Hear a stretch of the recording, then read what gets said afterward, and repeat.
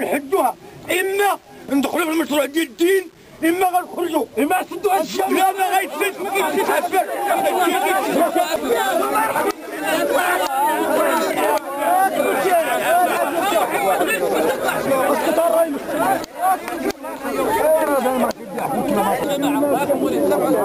سمعوا غير هذه الكلمه بسيطه. اسمع سيدي الله يرحمه، واسمعوا انا والله ما نتقلد بشي واحد. لا ما تصدعوا راسكم، اسمعوني مزيان.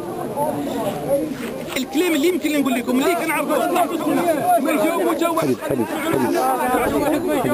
ما يجاوب تا واحد، يسمع اثر واحد وخليه يتصلكم غير تسمعوا.